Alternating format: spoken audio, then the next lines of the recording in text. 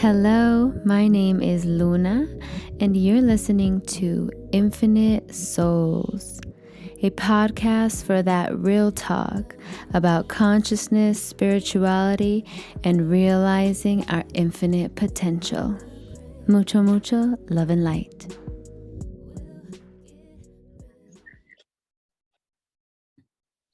Hello, Infinite Souls. It is another Quantum Inquisitors takeover. Woo-hoo! Yes. Say hello, you guys. Happy Friday. Happy Friday. How are you guys feeling this Friday? Pretty good. Pretty good. Obviously, it's 8 o'clock in the evening for me, so it's winding down the pad. We had an awesome thunderstorm 2 days ago. Me and thunderstorms is like me and the sea. It's like spiritual cocaine for me. So I've been wide awake and buzzing for the last 2 days because we've had well, allegedly, I don't know what cocaine's like, but for me, it's like allegedly like spiritual cocaine, where I'm now buzzing for the last 2 days. But anyway, over to somebody else. I'm doing great too. I feel like this week's been intense with the energies, but I feel like today's a bit more stable for sure. Yeah, I feel you on the intense energies for sure. I like to ask people like how they're doing. How are you? You know, because I feel like people don't get asked that a lot, and when they do, they're very superficial about it. You know what I mean? It's just like, I'm okay, or I'm good, you know, I'm fine. And or one thing that they say is I can't complain. And I'm like, well, you can, but you are not. You won't. You know, you choose not to, because life is awesome. So I like to ask people that, even though it's just like a simple question, but I hope that everyone listening is doing amazing, and that these energies are not but fucking you.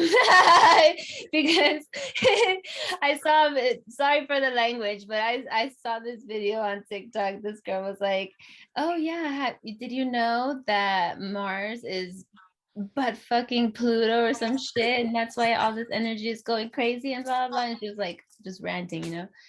So for some people it is. Yeah, like for some people it's very chaotic. And for me, hasn't been that chaotic, but I have felt the energy like in my body, like a lot of shifts, and they have been very powerful for the positive. And even though there has been like endings of like Ibo, for example, that I was before I was an influencer with them, and then that job, you know, closed for me. So now I'm doing other things. But even though that was an ending, I saw it as like something positive, like, oh, now I'm gonna do something else. Like I didn't really feel bad or dragged down by it. You know, some people, some other influencers, they were upset, and some people, you know, even cried, and with good reason, you know, because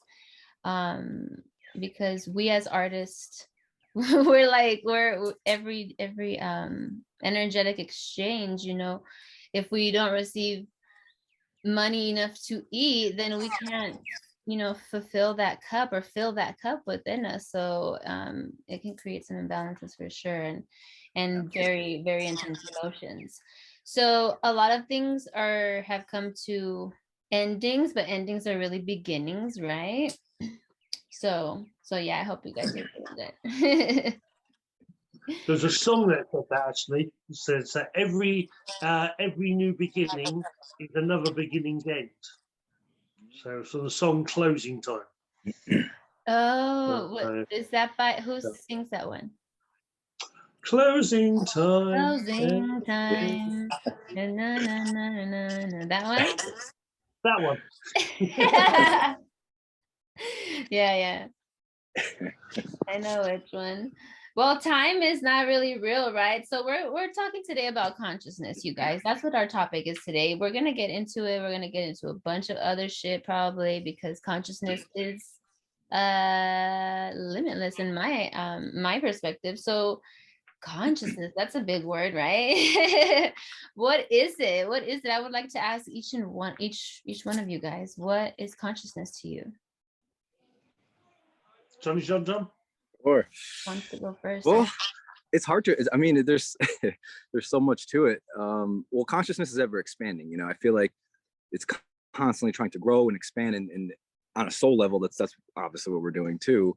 But even like on a mortal level, like just our, you know, very limited fractal consciousness. I feel like we're always still trying to grow and expand and tap in. Like there's just an innate knowing that there's something more to our being than just like the repetitive 9 to 5, like, you know, sports, news, whatever. It's just something that drives certain people. Like they're just searching for more because we're constantly trying to grow and expand. And I don't know, it's just, we just know innately, I think, that I don't know, like a tree, like think about it, like everything in nature wants to, like a tree doesn't just grow to 5 feet and stop. Like a tree wants to continue to be the greatest tree it can be. It wants to continue to expand, continue to grow to the best and the most highest potential, you know? So, yeah, I mean, that's, I don't know how else to really explain it. It's just who we are outside of these bodies. Like we're not the body, we're not the mind, we're not any of these stories, the personality, like we're just pure awareness, pure consciousness. And we're only aware of a tiny fraction of it. Like, yeah, you can't fit all of it in one body, you know, let alone 7.8 billion. So. I know that's a fact. What about you, Sifu? Right. So, according to the ancient ones, so the ancient ones were a culmination of Sanskrit, the Taoists, knowledge that came from India, from Buddhism. They all talk about these ancient ones, especially, you know, even pre-Atlantis, whoever they were pre-Atlantis, they were pre-everything. And the ancient ones talked about certain stuff, and even in the alphabet agencies apparently studied this information, and they came up with a very similar thing, that consciousness is that the unit source, God, whatever you want to call it, is collective consciousness, that there are multiples, unlimited amounts of consciousness. And each one of us is one part of that unlimited amount of consciousness that sort of rides this body, which is full of unlimited amount of consciousnesses, that the whole universe is individual consciousness inundated on itself. So it's consciousness upon consciousness upon consciousness. Each one of those is unlimited in lifespan. They have lived since the dawn of time, and will live far beyond this universe or the next. And they went, but the ancient knowledge talked about our individual one, the you that's in you right now, listening to this, that you have been here all the time, and you'll keep jumping into new bodies or new you know, be a rock, be a piece of water, be a flower, be a tree, be a person, be billions and billions of people. But you as consciousness are shapeless and formless, and you are bigger than the size of the universe itself. And when it comes to the body, that the body is so tiny and the consciousness is so vast, it is like trying to put a microscopic glove on your little finger. That's how big your body is compared to your consciousness. So that there's only one small fraction of you, that consciousness, that's in this body. But to experience this reality, we've actually sort of forgotten who we really are. That's sort of like the ancient knowledge, what the ancient knowledge talked about, what the Taoists talk about, and then through meditation and remote viewing, that's my perception of it all. But as any good Taoist say, what do I know? That's absolutely beautiful. Yeah. That's just absolutely beautiful. I can't add anything else because you pretty much explained it pretty good. You both of you guys together.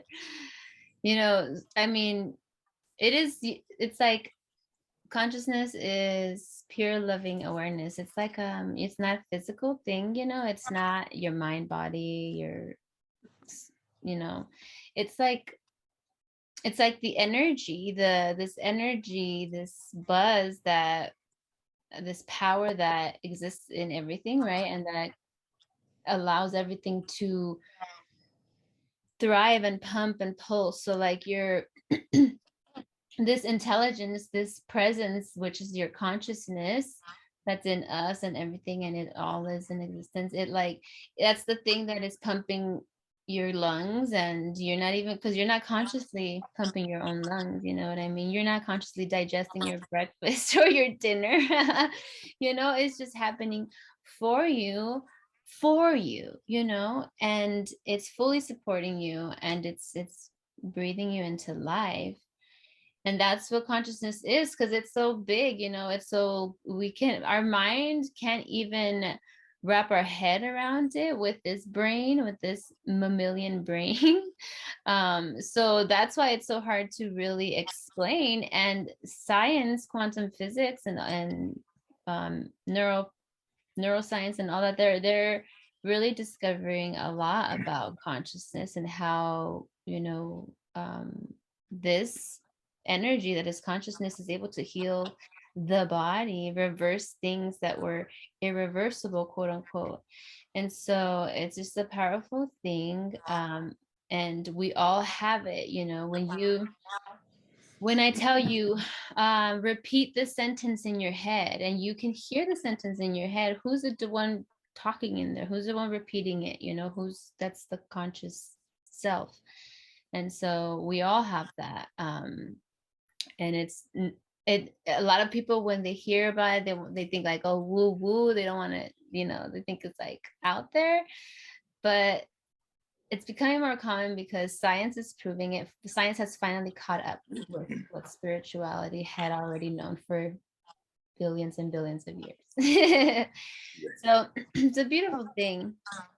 Now, I had written down some numbers because we were saying that our mind, who was it that said, was it John, that our mind only perceives like a small amount of what is going on? And so the amount of like bits of information that our brain receives is 400 billion. Okay. And the amount that we are aware of in our awareness is only 2,000. That's a huge difference. Huge, if you ask me. So there's so much that we just don't know, and we're just beginning to understand. So I would be lying if I said I was an expert or that I knew everything that there is to know about consciousness. Now, collective consciousness, that's like, that is, would you call that like the field? Is that what it is? Or it exists in the field? So, right. Well, you've got the quantum field. So, in 1973, the quantum physicists wanted to figure out whether atoms, whether we are separate or actually connected, and they sort of meant that, you know, both physically and like spiritually a lot as well. And there was the whole there was a whole big shock back in the 70s that the atom, 99.999% of the atom, is nothing but empty space, which led lots of people, lots of famous scientists still today, and Elon Musk believes in what's called the simulation theory, that because 99.999% of this atom is empty space, they believe that we are a hologram, that the universe is holographic in nature. And hologram is literally like, you know, something made out of light, and it can be, or, you know, watch Star Trek and you see holograms in there, and it's made out of light. It appears to be solid, but it's made out of light. And they led them to believe that, well, you know, if we're holographic, we could be a simulation. Now, the the twist in the tale was that the information from they wanted to find out if it's connected or separate, and what they found in that 99.999%, they found what they called the quantum field, and the quantum field is in essence like subspace or energy that connects every atom to every other atom. And when they found that, it basically overnight proved ESP, proved proved telepathy, proved empathic, reading other people's emotions. It proved psychic abilities. It even proved the fact of reincarnation. It even proved like things like remote viewing. Were all proved because if this quantum field connects everything to everything else, then nothing is separate. Everything is feeling everything else. So everything, everything is connected. Now, what also freaked them out is when they started doing experiments on atoms, the atoms were moving out the way. And they said, it's like they're conscious. And they actually eventually said that atoms are consciously aware. So this is, in essence, what I was sort of saying about that connection is that everything's actually connected to everything else. And this quantum field seems to be, like a, like an ocean. Like we're all in the ocean, we're all droplets of water in the ocean. And the ocean itself is the quantum field that connects us all. So everything is connected, but we react to everything as well. And that goes into something else CIA found out, but we'll get to that maybe. Yeah, let's get into that.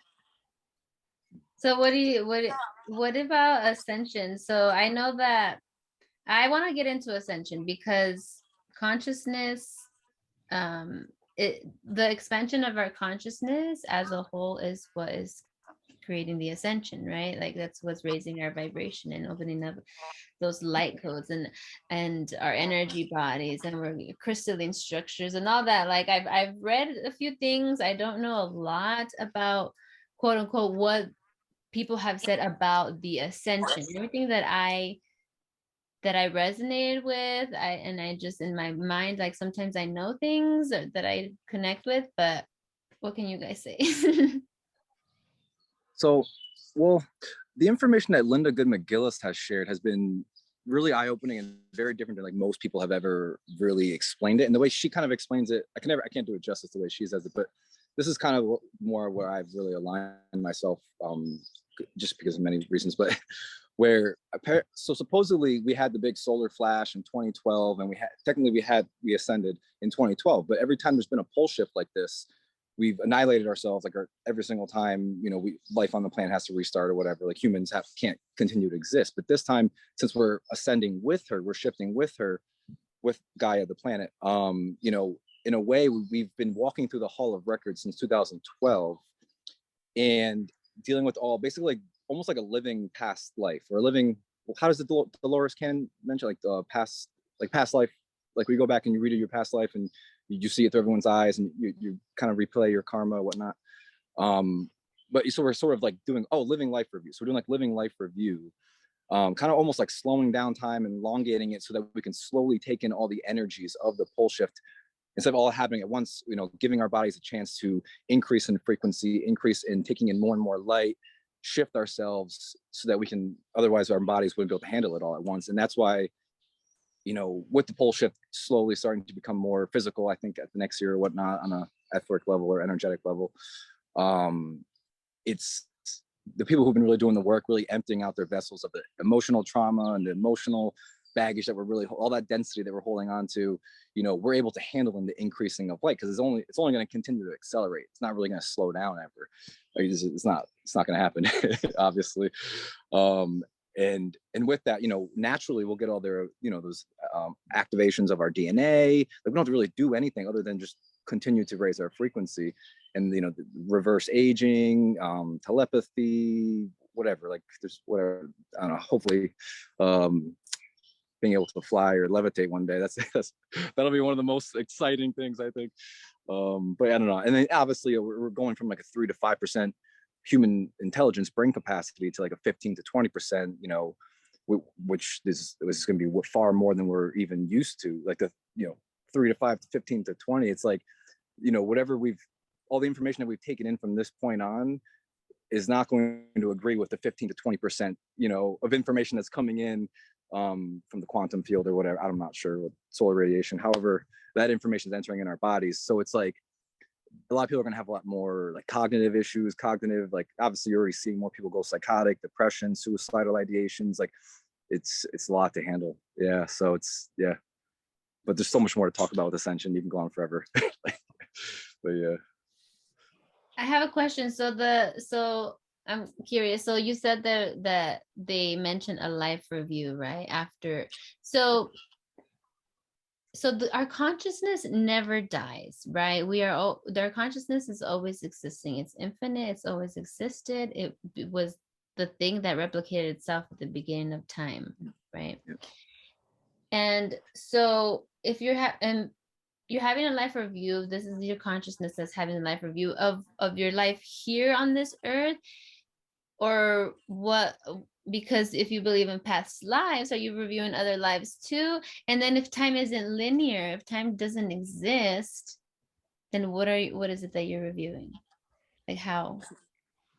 From my understanding, it's because we're ending like one complete era of like time, like to a whole new like sun grid. So like everything of this entire past world, that information no longer even matters. We can decide to leave it or carry it into the new age or whatever the next, I don't know, the fifth dimensional new world or whatnot. So I feel like we're healing basically all the things that we've done from like prior to, since we've descended, since like Atlantis, Lemuria and whatnot. I think, you know, all those lives, we hold all this karmic density that we need to shed. It just kept carrying it on because we kept having more and more incarnations, more and more children. We continue to reincarnate into new bodies, and all that on a DNA level has been basically multiplied or whatever, continued to follow us. And that's why it's so important that we shed all that density, because basically, you know, from my understanding is at some point we won't be having to continue to reincarnate. You know, it'll be more like a eternal life in a way. I don't really know the information on that, but but I do know it's we're going to eventually to a period of no more incarnation, except unless for, you know, those who don't want to, obviously, who want to continue to live in, you know, other dimensions of of existence and realities. Yeah. But, what you got, Sifu? Right. I think it's in. Yeah. I mean, the certain things to sort of get your head around is like, if we, you know, I very much believe like the Taoist point of view, the Buddhist point of view, and certain things that have been said by the FBI, CIA, is that if we are collective consciousness, if we are source created itself, we are the omnipresence. If we are creator, then ascension, ascending, going up. We're not going up, we're actually going back. We're going back to being what we really are, which is the source creator. Now, again, if you go by the ancient saying that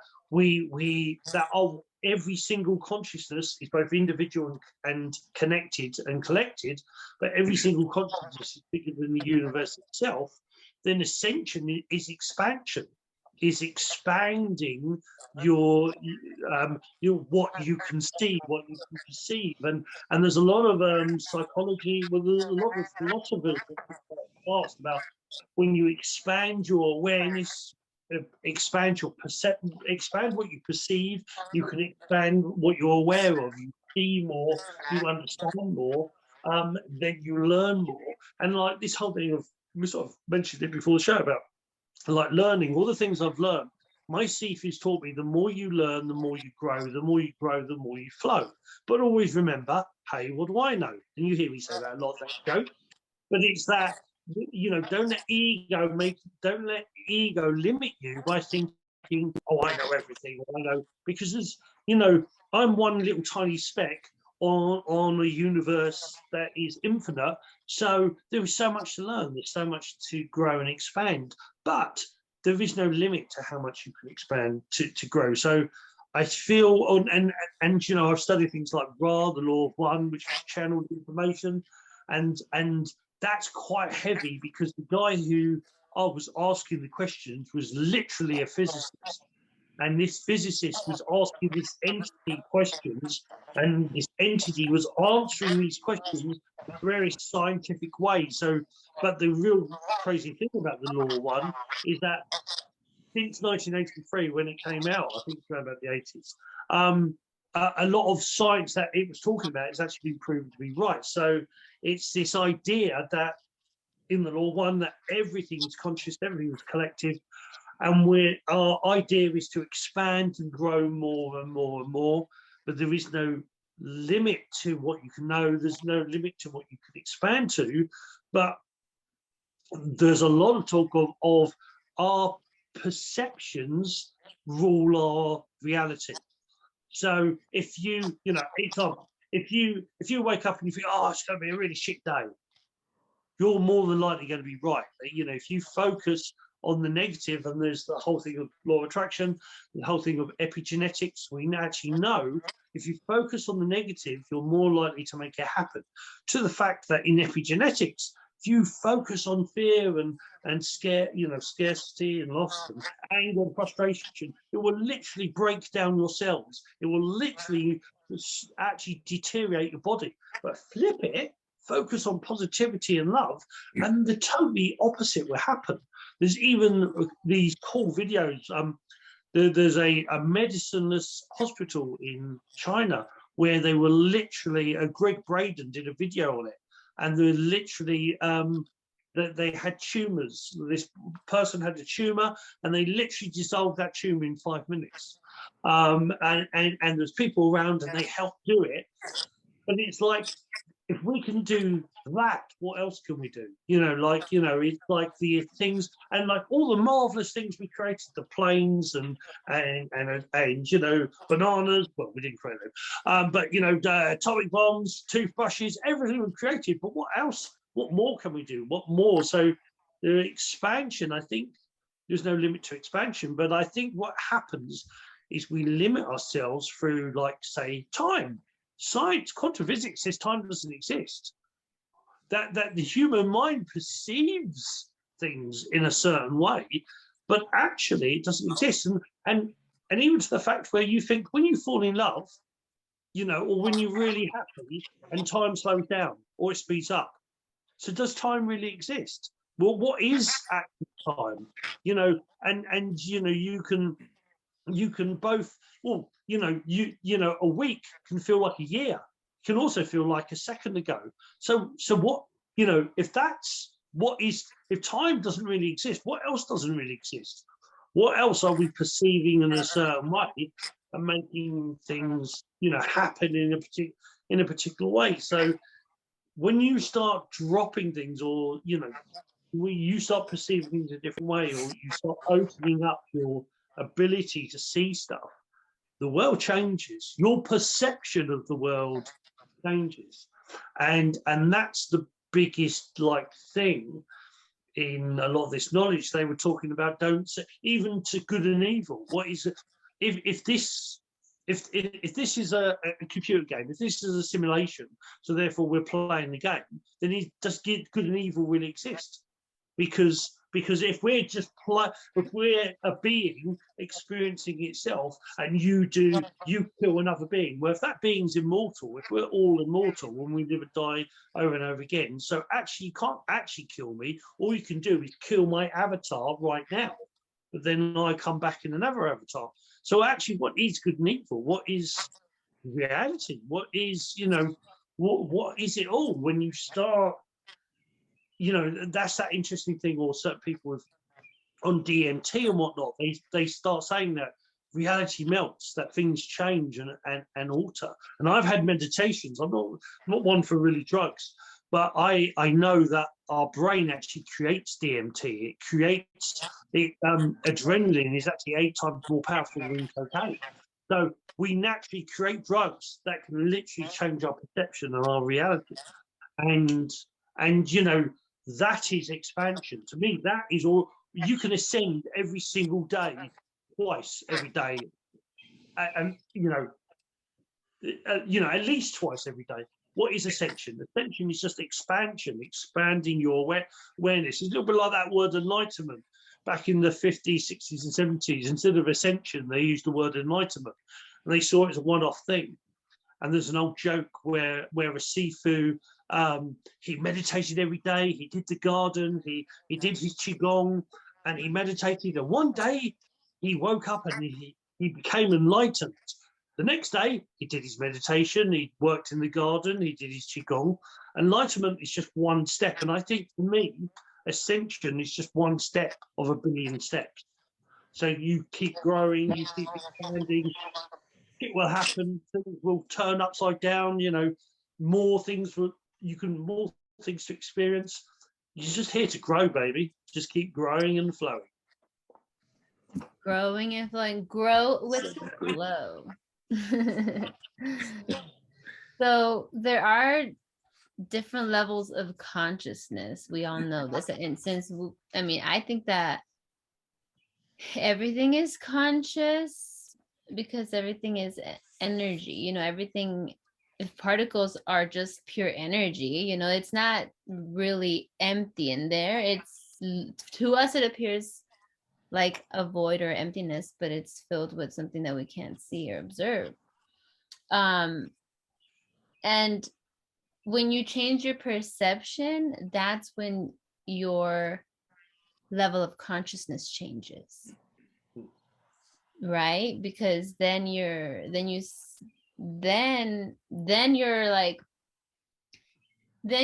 this life that you have been living, but you're in a different reality, in a different dimension, in the 5D, right? Or whatever dimension you go to. So if the ascension is going to the 5D, or is it just we're continually ascending, infinitely ascending? Or like, I don't know. What do you think, John? I was just gonna say, well, yeah, I think we're continuously ascending. There's a lot more that I feel like this is a very drawn out process. It takes however many years, I don't know. No one really knows. But as we physically shift to a higher frequency on a land level, and then within our bodies, then we also gain more access within ourselves to, say, whatever 8th, 9th, 10th, 12th dimension, whatever it is.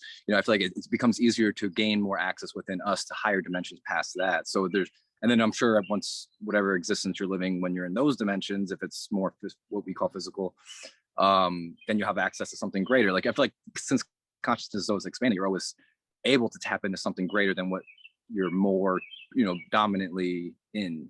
You know what I'm trying to say? Yeah. So yeah, it keeps going. Yeah. We're only aware of just ourselves. We're learning how to become one world soul, how to become one unit, because it's like people want to meet aliens and whatnot, and continue to expand to other interdimensional, higher dimensional beings.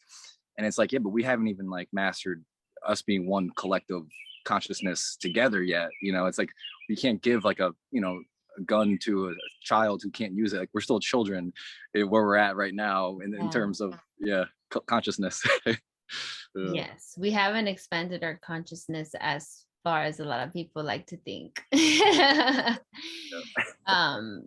And I think that we see how society has changed, and technology has helped, I think, because it did good and bad, if you want to call good and bad, quote unquote, but because I don't think we were, as a society, we were completely ready for all the technology that we got so fast. And so a lot of people got introverted, depressed, and things like that, like the youth, the young people. But that darkness, or that shift, that total changed everything, changed perception, which changed consciousness. And so we were able to communicate and share our consciousness in a physical form, where we can see hey, even time and space isn't real. Like we're having a conversation right now. I'm looking at you and we're conversating and I can feel your energy. Like we're in the same room, even though we're on a Zoom call, you know? So that it has helped in those ways. The way that when Sifu was describing, you said that in the beginning when you said about consciousness that we are remembering, like that we're going backwards. So is it because it's like a spiral and like we're going repeat, like, because this is the way that I saw. So when I think I made a little picture here and it has like a circle, and then two lines like connecting the two circles. And it's like kind of, that's like what like an infinity sign kind of looks like. And because when I see us as an energy source or an energy being and our beginning, I see it like the Big Bang, right? Like the Big Bang, like a spark of light, like, you know, you light a match or something. And that spark, and then it just expanded and it kept expanding and multiplying itself and recreating itself, but the whole is in each part. And so if we're going back, but we're going forward at the same time. Like in a spiral, right? I would say. Yeah. It is a spiral. I mean, so like Ra talks about this. Ra and the Law of One. The Taoists talk about it. The ancients. So when I say going back, so that before everything, you had the source, God, banana, whatever you want to call it, the Tao, and it wanted experience. It wanted to experience to be separate, because it was collective. It was a collective consciousness. And a lot of religions, they talk about this collective consciousness. They actually talk in you go to like their, you know, right to the bones, they talk about God being light, or God being multiples of, you know, it's everything, it's conscious. And they wanted to experience to be separate. So it created the universe to be separate. So if it created the universe from itself, so God, you know, and like in Hebrew, one of my teachers, Ezekiel, he actually said he would go nuts when people said like God created man in his own image. So that's never, it does not say that in Hebrew. It said everything is in the image of God.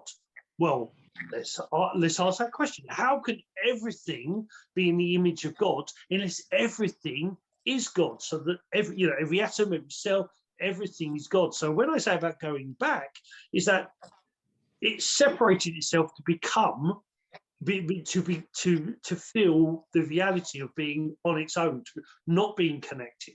So like you're here on earth as a one single consciousness in a body that you're totally not connected with everything. So you were God, you were that, and so you're going back because you're going back to what you already know, but you've forgotten that you know it. So it's it's an oxymoron there, but you know the whole idea is that it's spiraling like back round, but it's that fear of this is you know, and there was this interesting thing there was, or they say that this is why you have this is why you have addiction, you know, like where people get addicted to stuff, to whether it's sex, drugs, rock and roll, whether it's a certain religion, whatever it is, the addiction is because they're desperately trying to fill that gap inside themselves. You know, that's why people feel alone or angry or desperate, because you feel empty. And the reason you feel empty is you used to be everything. You used to be that connected, the source, and that's that thing you're trying to fill, that void you're trying to fill, is that connection with everything. The irony is it's still there in the quantum field, says that everything's connected to everything else. It's just we're blocking that information. And when they did medical case studies, they actually found our pineal gland is actually an eye. It's literally an eye. They actually found there's an actual optical nerve that goes to the pineal gland straight into our brain, and that sees infrared and ultraviolet. But and they found that on the MRI scans. But well, if we can see infrared and ultraviolet, why aren't we seeing it? We've shut that down somehow. They actually know that there's the bioelectric field, just like birds and bees can sense the magnetic pole. Humans can do it too. It's actually drawn in from our feet, and it affects our heart. But again, therefore, why don't we normally feel it? Something's blocking it, something stopping that information. So that going back is getting past. You actually go into the hero's journey, and it's the whole thing of the dark night of the soul, and you get through. Firstly you're resisting the call, you're resisting that information that how could I be the universe? How can I be connected? How is that possible? But eventually, you get through that information, you learn, you grow. I just wanted to say one more thing, and then I'll shush. Is that two very small things ish.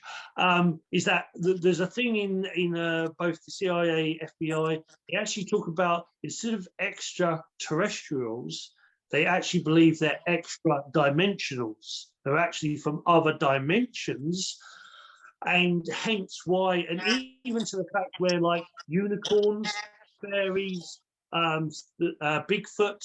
I once joked with a alphabet agency saying, when are you guys going to admit they exist? And they said, Boggie, you know as well as I that there are different dimensions in this reality, and these beings slip in and out of those realities all the time. And that's what NASA reported just 2 years ago, that they have discovered 14 different dimensions that contain life. And then that's it. They very quietly slip that information in. And what they mean is they found 14 universes, different realities that exist, and life can pass through them. And there's certain places, certain portals on the earth that things can pass through. Now, which leads to the other tiny little thing I was going to say.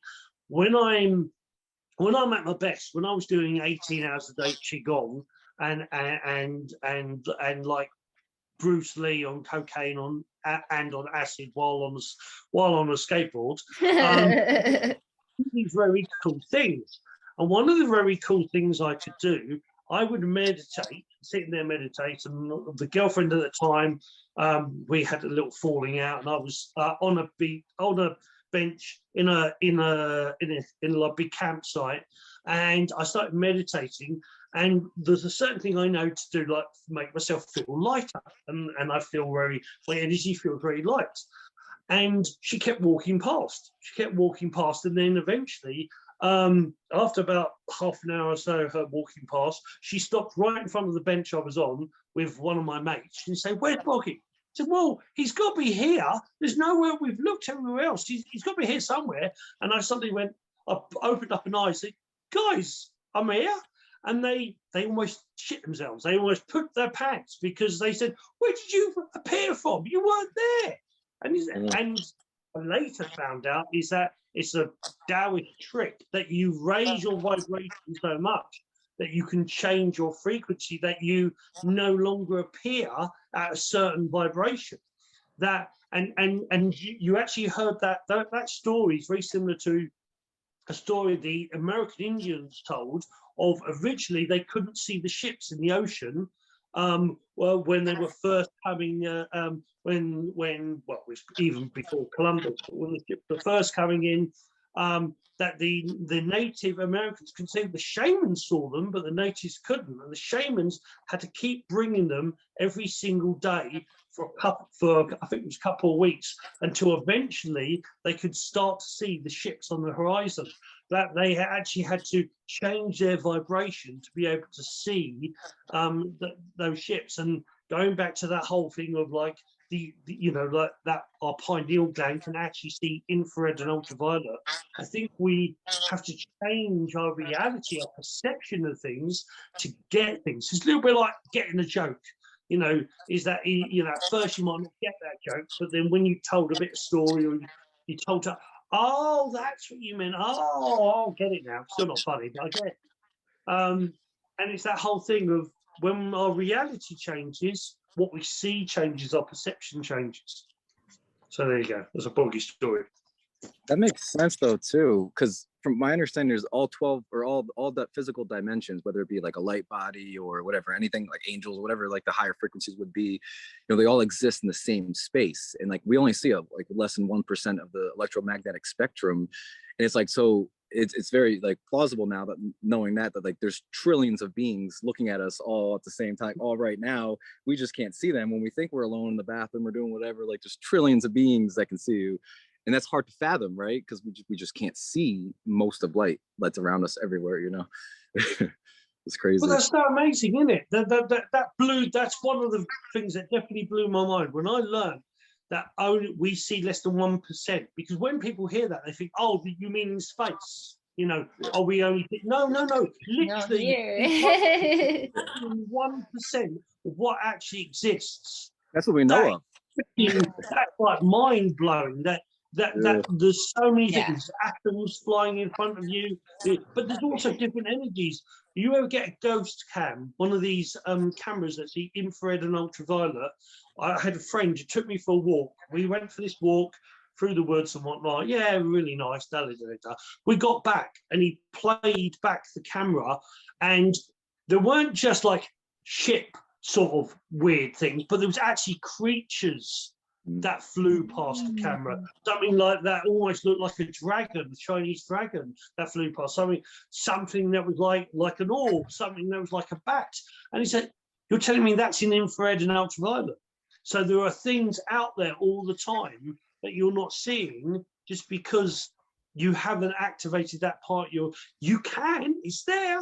The pineal gland, it's there, and it's literally, they were finding this with the people they did these MRI scans with were normal everyday people. They weren't nuts like me. They were normal everyday people, and they could see, they were flashing infrared and ultraviolet, and the camera was put. The MRI scan was saying it was going through into their pineal gland.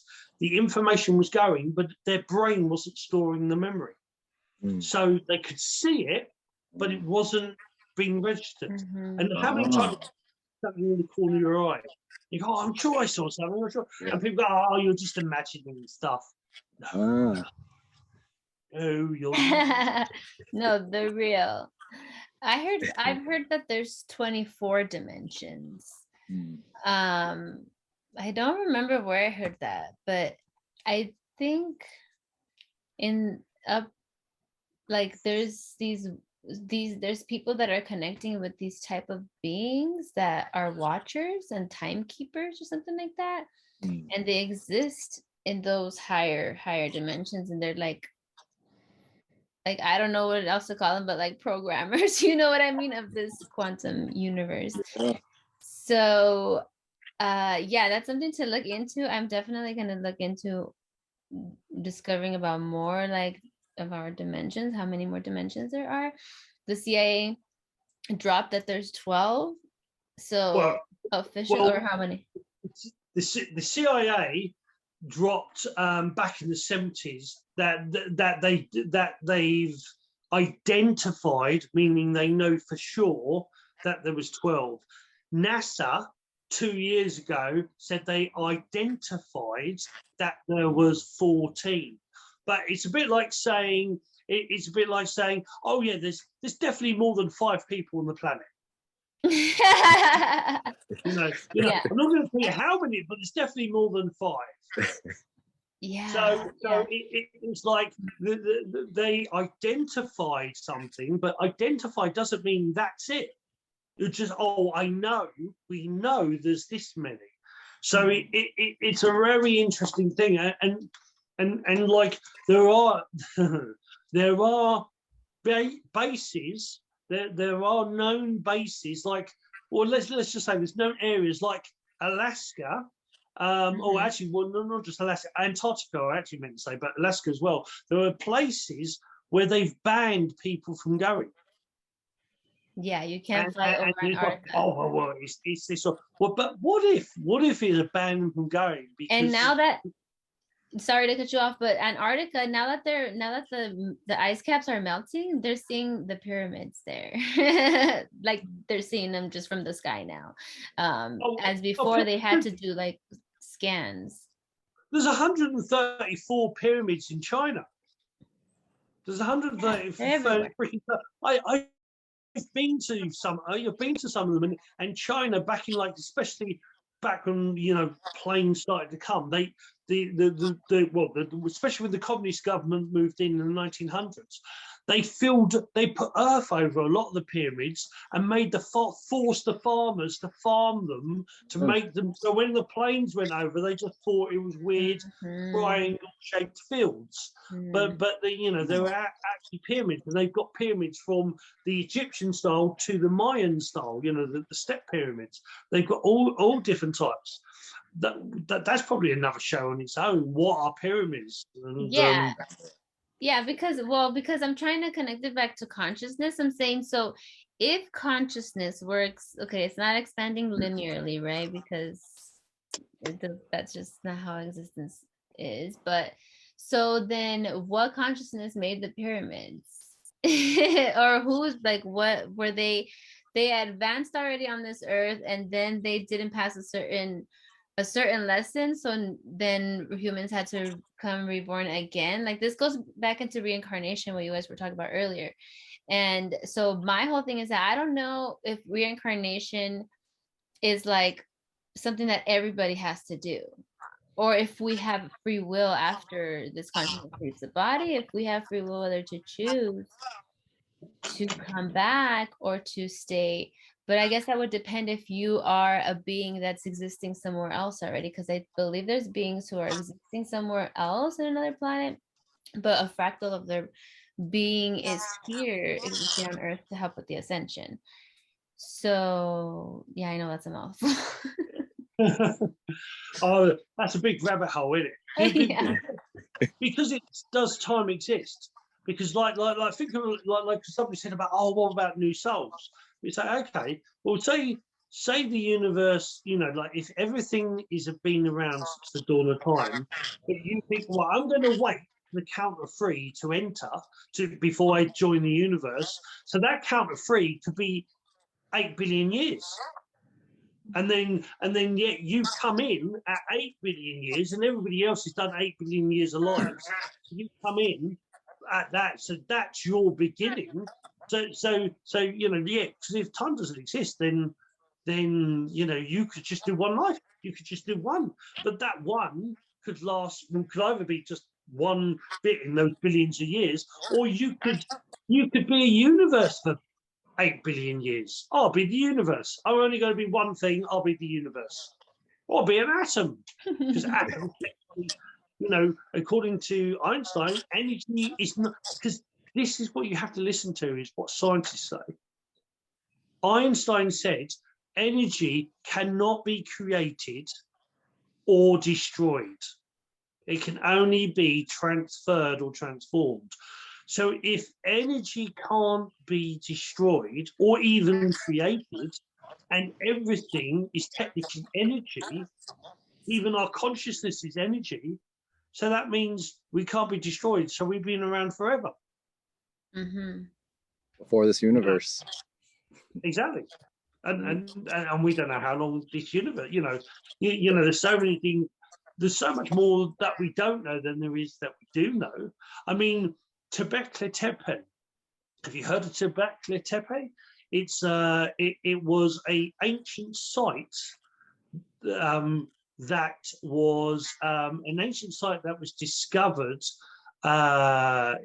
It was actually buried. I think it was 20 to 30,000 years ago.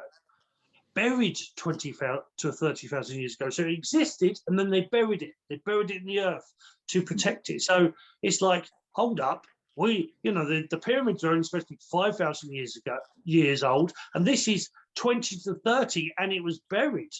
You know, or the other cool things I like is, like, there's parts of the ocean, like around like Greece and whatnot. There are buildings they found under there that are 300 feet underwater.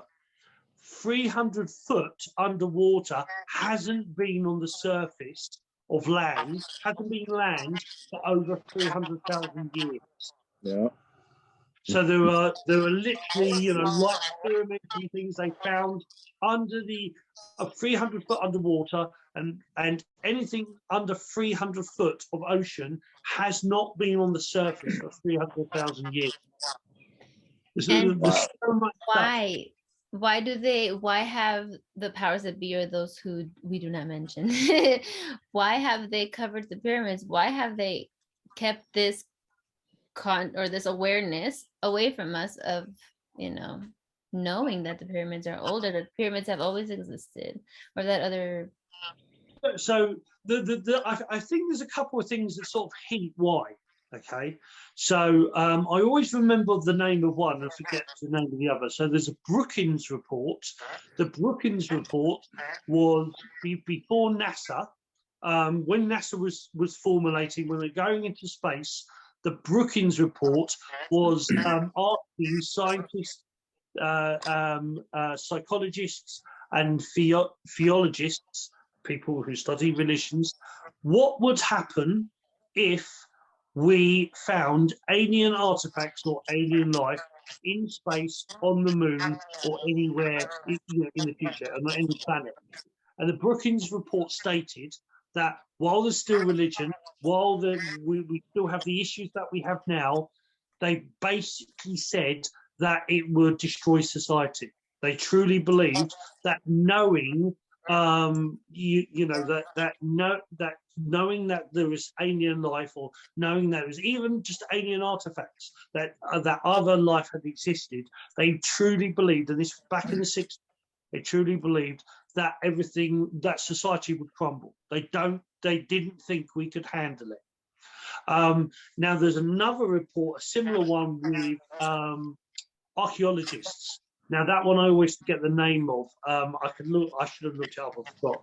But there's a report that goes back to when it was actually American archaeologists in America that were looking at stuff like the American Indians and the Native American Indians and whatnot, and they were looking at stuff. And there was this guy, I can't remember his name off the top of my head, but there was this guy who was very well known in America, that was an archaeologist, and he basically said that anything that, they basically said that, like we grew at this point and we advanced to this point, anything that contradicts that information should be buried. That should be ignored and buried.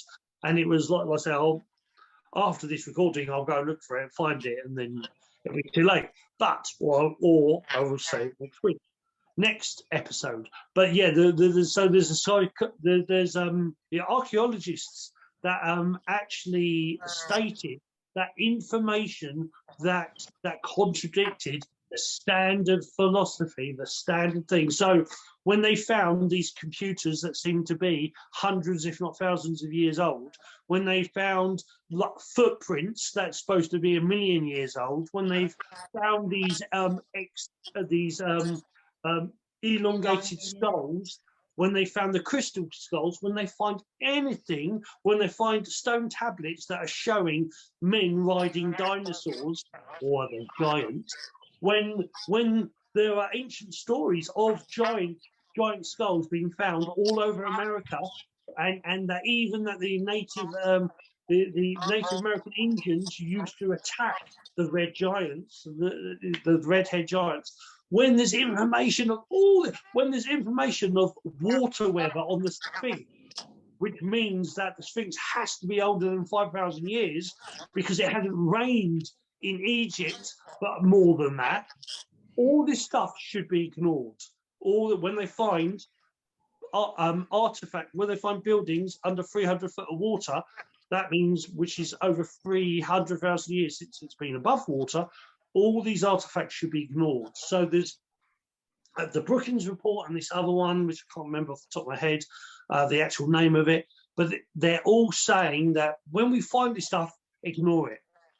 Don't talk about it, because it would literally destroy society. That's what, at least at one point, when these things were put into place, that's what they believed, that it could that we can't handle the truth. And wasn't it, oh, Jack Nicholson, you can't handle the truth. That movie. So, I wanted to say something too about the pyramids underneath the water and it being underwater, and it makes a lot of sense because from my understanding, we used to be one planetary landmass, and as our consciousness kind of fractured, so did the land into 7 continents or whatnot. And now we're going to be slowly going back into one as our collective consciousness becomes more unified. We'll eventually go back to one landmass. I mean, I don't know if that takes evolutionary time or whatnot, but I do know there's going to be a lot more land changes because like the water has to shift. What's underwater, will become land again, and then water is going to shift to where where land is now. It has to shift because we need to almost like rejuvenize the water to have a whole lot more life in it to really sustain a much more nourishing or fruitful planet eventually, like to match our internal states. Eventually the external world has to match, but that's because we are the land. So as we continue to shift within us, so will the external, like we're doing it together. And it's interesting because I think we're going to see a whole lot more things that we thought pyramids that are underwater and all that like start to emerge, and then people are going to say like, what the hell, like we have to investigate all these new things that are popping up out of nowhere.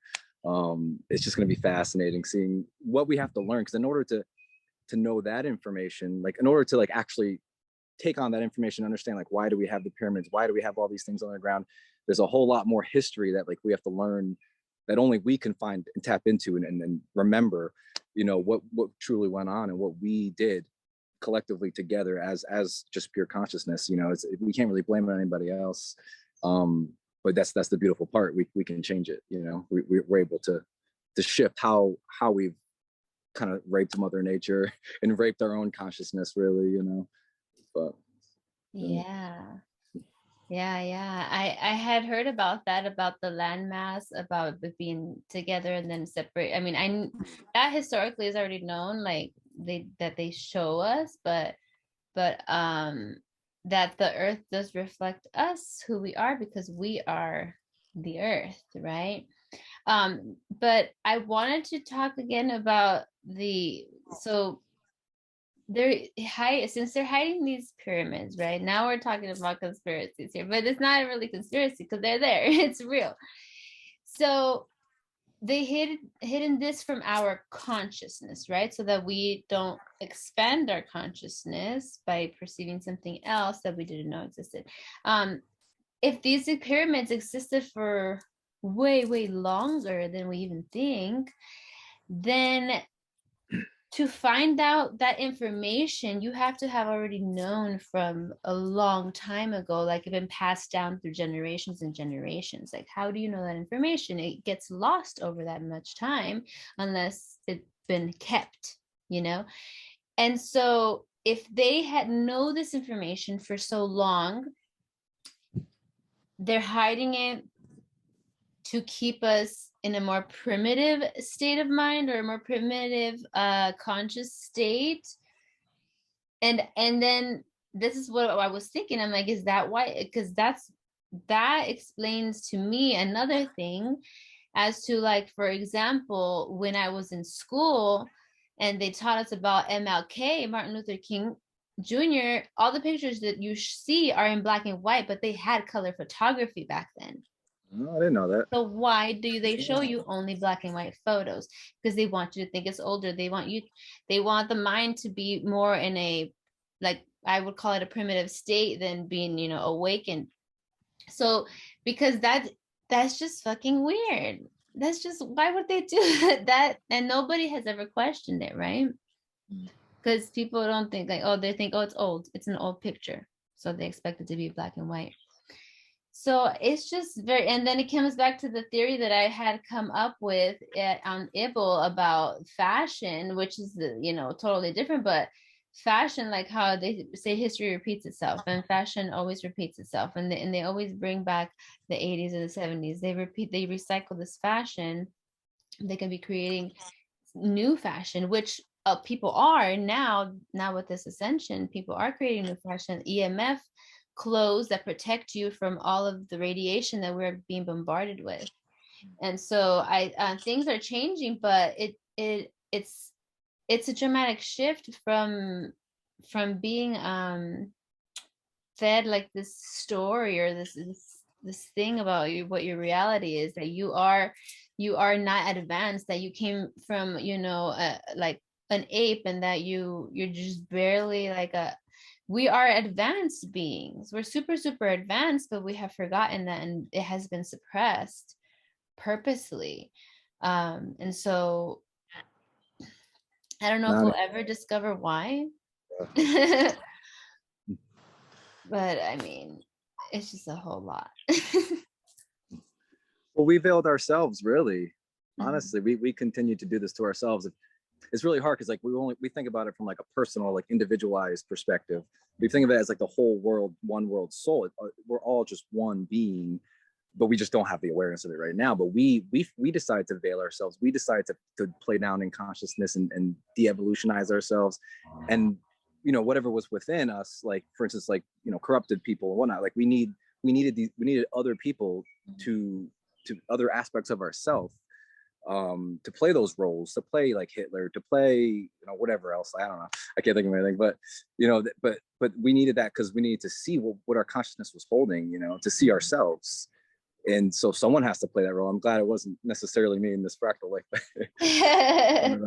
but yeah, I honestly, it's, if you look at it from that perspective, it's like, okay, we decided to veil it. We decided to trick ourselves and make ourselves go through all this pain, all this suffering, just so that we can eventually go back to source. Eventually, we have to experience, you know, the extreme polar contrast of who we truly are. We truly are love. We truly are source. You know, we're those higher dimensional beings, but we decided to forget about it all. And that's, I feel like that's the only way to go back to source, you know, eventually, is to experience all this.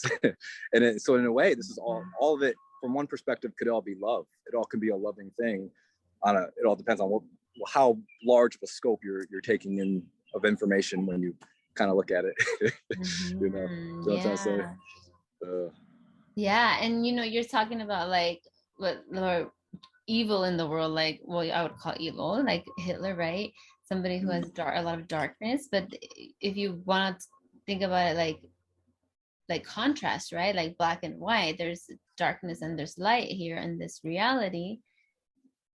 And we are the darkness. So if there's an opposite to everything, then every beginning has an end. So the beginning of us, but I mean, energy is infinite. So we say that there's no end. No beginning, no end. But there's an end to it here in this reality, like in this third dimension. You know what I mean? Like when we leave the body, I guess. But if the beginning was the end, what if the beginning was the end? You know what I mean? Like, because the beginning was the end, because it was the end of us knowing our fullness, like wholeness, you know, or you know what I mean? I'm just rambling. Oh, good.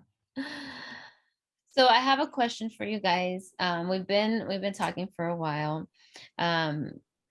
So this is a question for our listeners, for whoever's listening, if they want to expand their expand their consciousness and tap into that. What would you suggest? How do they do that? Like, how do you expand your consciousness? It's just you just read books, watch YouTube. I'll go ahead, I guess. So I think the most important, the most effective, I'm all about like optimization. I need to I don't have a lot of time. I don't have time to do like rituals or anything like that. I just don't have the time. So I have to figure out how to continue to raise my frequency with a busy schedule, with not actually having any ritual. I think, and then the most effective way for me has always been clearing the emotional density within our bodies. Because as you continue to observe yourself and clear all the triggers, all the fears, all the childhood wounding, go into it and really dive deep into it. Don't personalize it. Just look at it for what it is. Just feel the feelings without the storyline. You know, the ego wants to create the story, but it's coming up for a reason. You know, bless every single trigger as a gift. It's giving you an opportunity to really see yourself and see where you're not in your mastery. And through clearing the emotional body, we truly will just raise our frequency faster and faster and faster. And because our thoughts generate, but our emotions materialize. So it's important to be aware of the emotional body, because like where your emotional body is at now is dictating your future, dictating what scenarios you're going to have to face in order to, like, for instance, if you're not willing to look at your, I don't know, abandonment issues or whatever, you're going to continue to have situations brought up in your future because you're not willing to clear that emotional stuck energy. And so if you can just observe yourself and feel whatever comes up when you have the opportunity to feel it, you'll save yourself a lot of time where you don't have to continue to have experiences to be the catalyst to bring up within you that you weren't aware of because we just don't see ourselves, you know? And I think, you know, obviously that and staying grounded and trying not to project onto people the best you can and really just flowing with the energies. I feel like the more you resist, the slower you become more stagnant. Things get harder and harder. But if you just flow with it, surrender your ego, surrender your mind, surrender everything that you believe yet you are. Surrender to the situation, surrender to your control issues and all that kind of stuff. Basically all the stuff that we all carry because we all have the same, you know, energetic blueprint. That's, for me, has been the truest, like, fastest shift I've made is through really focusing on the emotional stuff. But all the other stuff is great too. But to me, that's been, I think, the hardest thing to work on, and obviously takes the most effort. And looking at it from a neutral perspective is the hardest, you know, really the hardest thing for most people to do. But I think it's the most rewarding for sure. Yeah. But what about you, Sifu? What advice? That was amazing, John. Thank you so much for that. That's wonderful advice. I love how you just flow and just go with it. It's great advice. Everybody take notes, okay? What about you, Sifu? What can people do to expand their consciousness and tap into that energy? That's the whole point of this universe. There's so many ways, there's so many ways to do it. But one of the Taoist ways is to remember, what if your consciousness really is the size of a universe? It's formless and shapeless. And it's that vast. And the illusion, we think we're this. We think we're only as big as this. So there's the Taoist concept of breathing in the chi and breathing out the cha. So you breathe in the chi, the energy, the expansion. You allow yourself to grow, and you allow yourself to learn more and more and more. Breathe out the cha, the stress, the worry, what you no longer need. And every time you breathe out, you make space, you make more room. But there is unlimited room. But the more you breathe, the more you expand, the more you blow, the more you grow. So breathing in that chi, allow your awareness to expand more and more and more. And breathing out that cha, let go of what you no longer need, what you no longer need to know. But as any good Taoist should say, hey, what do I know? More importantly, Luna, how about you? What would you say? Well, like you said, breathe in the good shit, breathe out the bad shit. In other words. Oh yeah, expanding your consciousness is like, and tapping into your infinite consciousness is a practice. It's something that you do daily. You're consistently attached, you're connected to the energy because you are the energy. So the difference is, are you aware that you're connected, or are you just on autopilot? Because the wonderful mechanism that is our body has the ability to be on autopilot. And so, are you really connecting with the present moment? I think that when you are connected with the present moment, you can feel the presence, and you can hear the presence, because that consciousness will speak to your heart, and tell you what ways that you need to heal, what you need to heal. Connecting with what John said, healing is like a major part as well, because if there are certain things that are not healed within you, that maybe you're unaware of them, maybe they're in your subconscious, but they will create quote unquote blockages. They're imaginary blockages because they're perceived blockages. They're not really a blockage, I don't think, at least in my perception. But when you hold these energies, they create these blockages, and you won't be able to really flow and connect with source. So healing your trauma and letting go of that dense energy, I think also is very, very important. It also will help you ascend. So yeah, I also wanted to, I wrote something down that I thought was really, really cool right before we log off. It was what Sifu was saying. He was talking, I don't know what you were saying, something about you said the word God, right? Oh yeah, we are made in the image and likeness of God, right? So this is something that I love, that I always say, because that helps you remember your power, your consciousness. And I wrote down, we are holograms of God. we're holograms of God, right? If we're a light image, a light reflection of it. So that's what the holographic theory really is here to show us, right? God is experiencing itself through all of us, through and as you too. Yeah. But I think we become more of that light, as we continue to release that density, because you're making space in your body so that more light can come in, more of spirit, more of, that divine spark can start to be expressed through you. But you can only do that in the heart space, right? You can't, if it's a thought, if it's coming from the mind, we can't do it. That's still our ego mind. That's still our lower artificial self in a way, and that's the hard part. The hard part is staying in the heart, where it's completely unconditional love, neutrality. And that's where I think that's truly the brain, and the brain, because the actual mind or the brain is supposed to be our servant, but we've made it our master. And so now we like go back to the heart-based living. And I think that's one of the hardest, most challenging things, but yeah. Did you know? So in the human body, there's a thing called the fascia.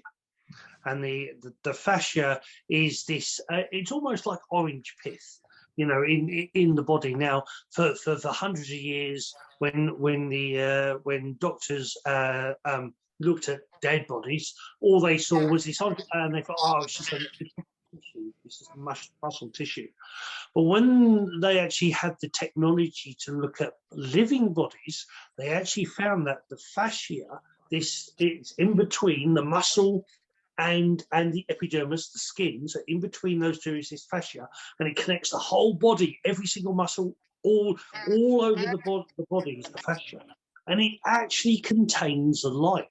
They actually find it was like fiber optics, and it actually had light running through it. I still don't fully understand why, but when we talk about being of light, you literally are light. You have light running through your body. And that doesn't include the electrical pulses of the brain, the electric that runs all through the brain. The heart literally generates an electrical and magnetic field. But you are energy. You are pure energy. Every single cell can actually generate 0.5 volts of electricity. Every single cell. So there's enough energy in the human body to literally probably generate the whole energy for the planet. I mean, every single pure energy and pure light. Now tell me you're limited. That's interesting you say that about the fascia. I didn't know that. The only thing I knew about the fascia was, that it conducts way faster than your neurological system and your neurons, and they're actually showing a lot of your immune system goes to the fascia. But I did not know about the light. That's very Well, it's only since I think it was 2000s that they did live, not autopsy, because obviously dead with autopsy, but live operations, and they could actually see with the cameras the fascia living. And because one thing they realized that it seemed to be less elastic when you died, it starts to brittle, it starts to become very weak. So they wanted to see it when it was living. And when they started looking at it living, they actually found light passing through it, and it was and they said it's very similar to fiber optics. That is literally light, electrical impulses, light passing through your fascia. And the biggest thing with the fascia is that it's conscious.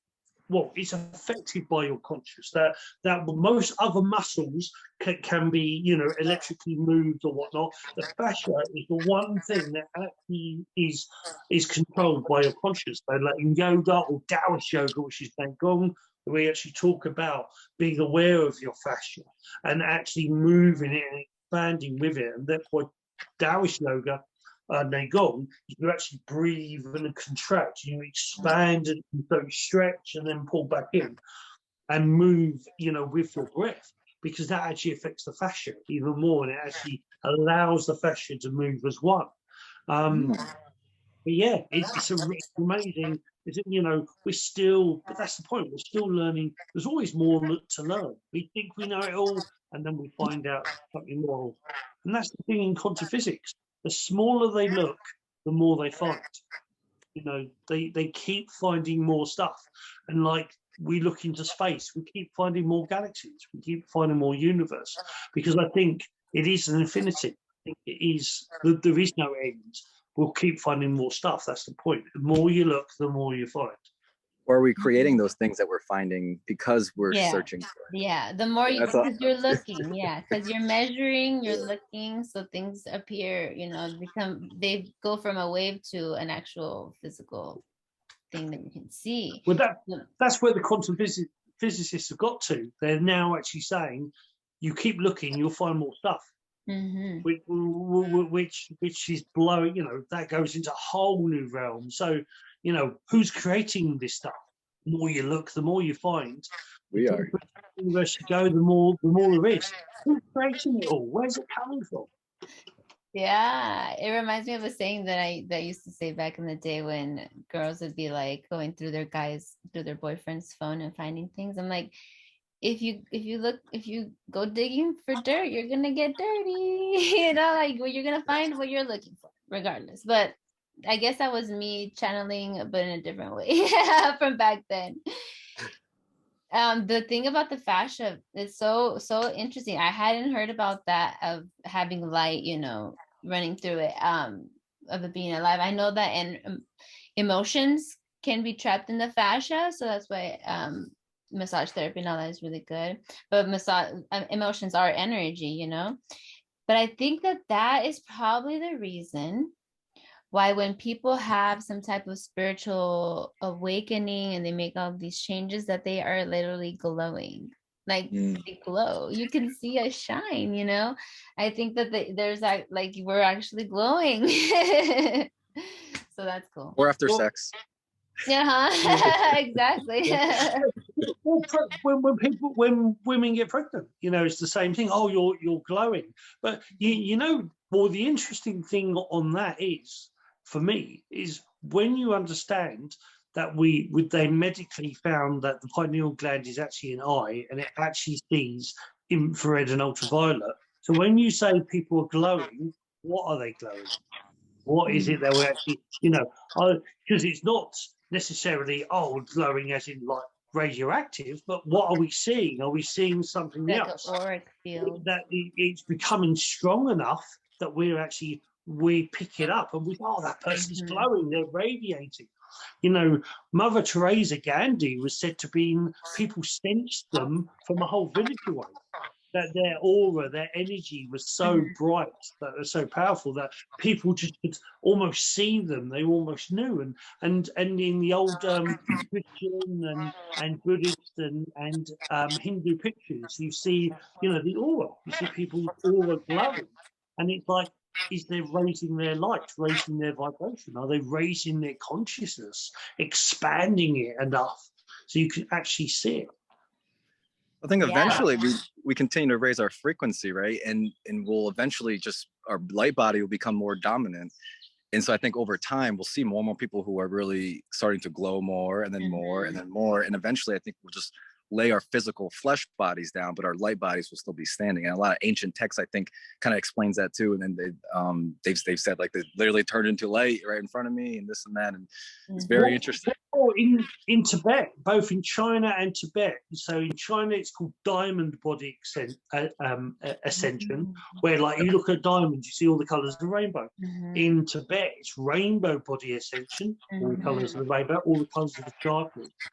But there's actually documented cases of monks turning into light, or them seeing rainbows over their monastery or where they are, and then they go there, and the monks disappeared, or there's only a tiny little like statue, almost like like little thing left.